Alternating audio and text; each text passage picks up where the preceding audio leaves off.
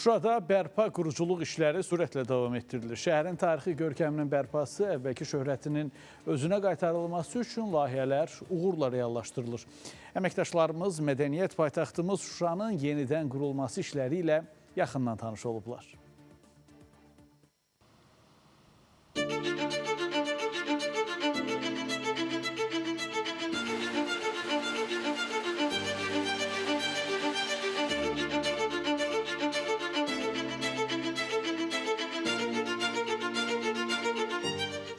Şuşa artıq Azərbaycanın çox əsirli zəngin mədəniyyətinin, memarlıq və şəhərsalma sənətinin parlaq incisi kimi beynəlxalq aləmdə tanınır. Dövlət başçısı bu şəhərin keçmiş şöhrətini özünə qaytarılması üçün mühüm tapşırıqlar verir. Şuşada həyata keçirilən layihələrə, aparılan geniş miqyaslı işlərə yerli ekspertlərlə yanaşı xarici mütəxəssislər də cəlb olunur. Azərbaycan xalqı üçün müstəsna mənəvi dəyərə malik olması Şuşaya xüsusi qayğı və həssaslıqla yanaşılır.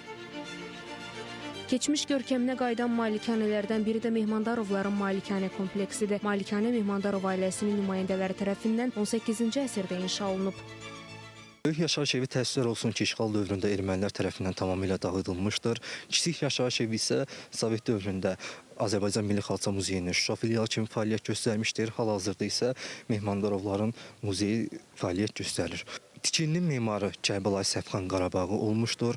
Onu biz Yuxarı Gövhərağa məscidindən, Aşağı Gövhərağa məscidi, Ağdam-Cümə məscidi, Şirinsu hamamının memarı kimi də tanıyırıq.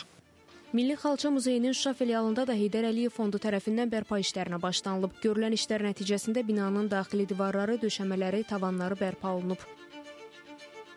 Heydər Əliyev fondu, Azərbaycan Respublikası Mədəniyyət Nazirliyi, yerli və xarici xeyriyyətçilər və kolleksionerlər muzeyimizə öz dəyərli xalçalarını hədiyyə etmişdilər.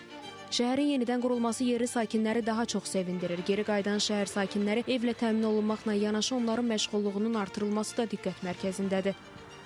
4 ildir buradayım. Mən 2022 ildə 2 ildir köçmüşəm.